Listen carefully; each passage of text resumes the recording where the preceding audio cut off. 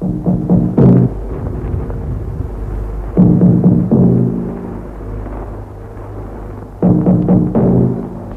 is PC Spiele Tipps und Tricks with Desert Order without any money at all, Part 2. With the base I started in Part 1 of this series after many jumps from map to map and endless Polutorkas. I have now found a map that I want to play.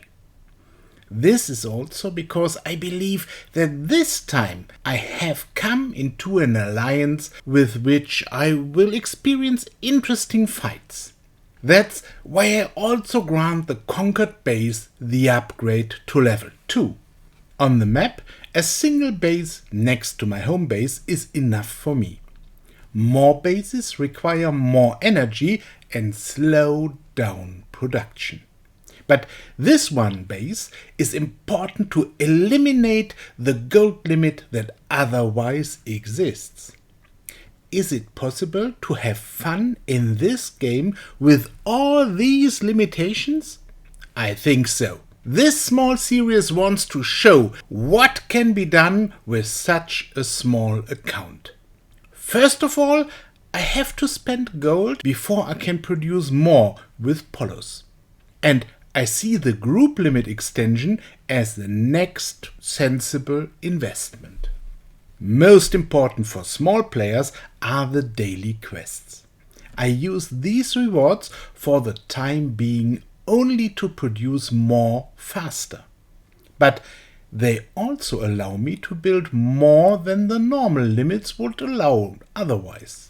In the south, we have the King Breda alliance.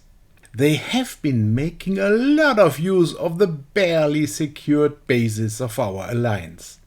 Many of our players are complete beginners and do not use gold.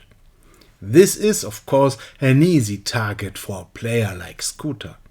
He upgraded his bases directly and was obviously very sure of himself. But our alliance founder Enrico shows no less commitment.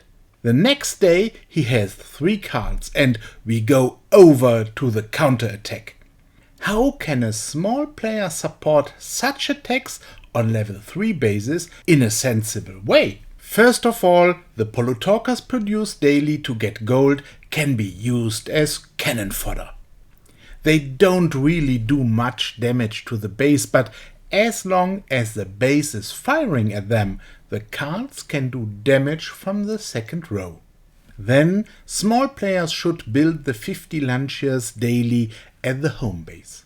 They cost less than Bredas and are much stronger. This makes them a welcomed support when attacking bases. I also built a group of Willies. Of course, they are not for attacking the base's defense towers. Rather, they are used when the enemy should disrupt the attack with ground troops. Finally, I also have a group of T-34C. These will help defend the cards. With Willies, T-34C and either Polos or Lanciers, my group limit is as exhausted as a contingent of military points. I have to lose the Polutorkas daily to be able to build Lanciers. I must then lose the Lanciers in order to be able to build Polos again the next day. Both help the alliance. Often you see small players who want to have an airport, who can't fortify it sufficiently and then want to support the base attack with a U-88. The U-88 is excellent against ground troops, but it has absolutely no advantage to use it for firing on the defense towers of a base. The only planes that can make a difference are the Ki-48, the Halifax and the Horton bombers. They are the only planes that do any real damage to the base. A U-88 does about as much damage as a single Polutorka, so not even a third as much as a single Lancia. Not a group. It is even harmful to show the enemy that you have such a plane. It should, therefore, wait a little behind and intervene if ground troops of the opponent try to interfere. Used in an attack on the base, it is of no help, and you only risk losing the expensive plane. If the player also fails to pull out the plane in time, the most unfortunate case has occurred. Scooter is offline and losing one base after another. My Lancias also contribute to this. My Willies protect the cards a little bit. Beside that, it is very exhausting. Lancias are withdrawn because their owner does not want to lose them. This drags base attacks unnecessarily and increases our own losses. It is very exhausting to want to achieve something together with new players. All of them are small generals and have their problems to subordinate themselves to a team goal. At the same time, however, clear announcements are sometimes missing. So, before any attack on a base, it must be clear who will then take over the base.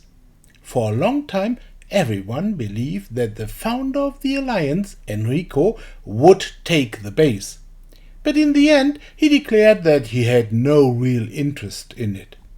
Then there were loud expressions of interest in the chat, in which one player, MBD, did not participate. Instead, he simply sent his APC and took the base for himself.